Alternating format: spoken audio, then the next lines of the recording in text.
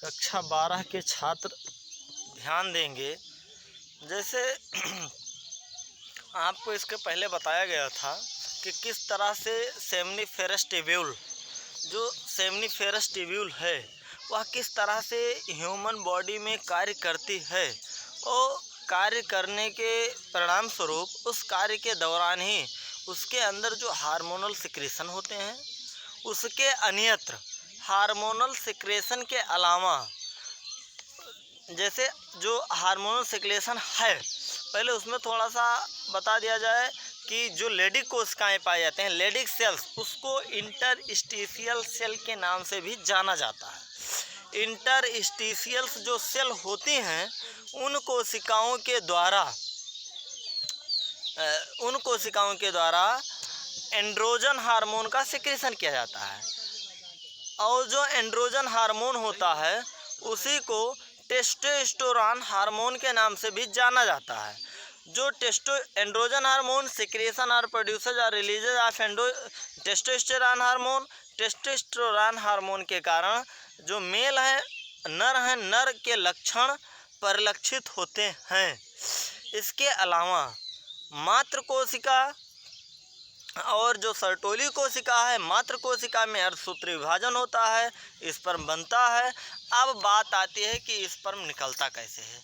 तो इनमें कुछ सहायक जो है उसको सुरक्षित रखने के स्थान पाए जाते हैं। उन सुरक्षित रखने वाले स्थानों में 4 स्थान मुख्य रूप से जो वृषण से होकर के जाते हैं उसमें इंक्लूड हैं। पहला स्थान जो उसमें आता है, पहला स्थान रेटे टेस्टिस है, दूसरा वासा इफ्रेंटिया है, तीसरा इपिडाइडेमिस है, चौथा वास डिफरेंस है। हालांकि 5वां भी है सेमिनल वेसिकल, लेकिन अभी 4। रेटे टेस्टिस मार्ग प्रदान करता है शुक्राणु को। वह वृषण से होकर के रेटे टेस्टिस से होते हुए वासा इफ्रेंटिया में जाता है, कुछ समय वहाँ रुकता है।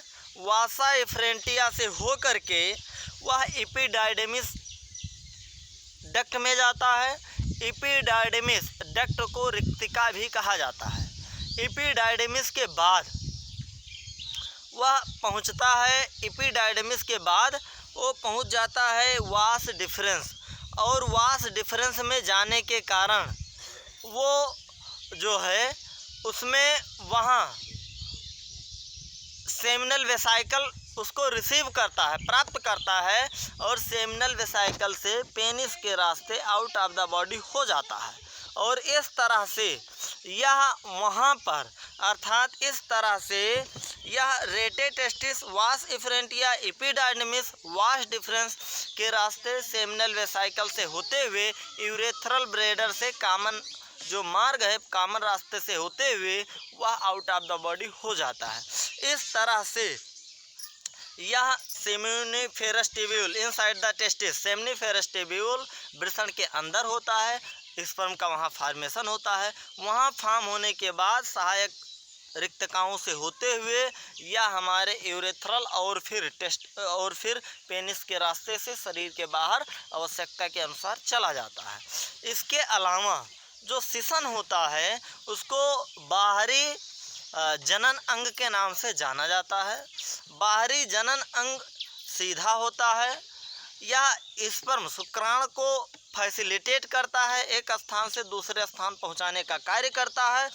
और इसके अलावा इसमें 3 तरह की ग्रंथियां भी, एक्सेसरी ग्लैंडें भी पाई जाती हैं। डक्ट के अलावा ग्रंथियों में सेमिनल वेसाइकल एक पेयर, केवल एक पेयर सेमिनल वेसाइकल, और केवल एक प्रोस्टेट ग्लैंड, और फिर एक पेयर बल्बोयूरेथ्रल ग्लैंड। और तीनों ग्रंथियों का जो सिक्रेशन होता है वह secretion rich in plasma, in fructose, calcium and other enzymes. और फ्रक्टोज से रिच होता है, धनी, कैल्शियम से धनी होता है। उसके अलावा उसमें कुछ एंजाइम पाए जाते हैं जो अपरिपक्व शुक्राणुओं को परिपक्व में, अर्थात परिपक्वता में बदलने में काम आते हैं। और इस तरह से जो पेनिस है मुख्यतः बर्बोयूरेथ्रल का जो सिक्रीशन है वहाँ से निकलने वाले जो एंजाइम्स हैं वो उनको चिपचिपा मोड प्रदान करते हैं या चिपचिपा तरीका प्रदान करने में सहायक होते हैं। इस तरह से आज के वीडियो में इतना ही। Thanks for watching video. Next video में फिर आपको मिलेंगे। नेक्स्ट वीडियो में आपको पढ़ाया जाएगा स्त्री जनन तंत्र।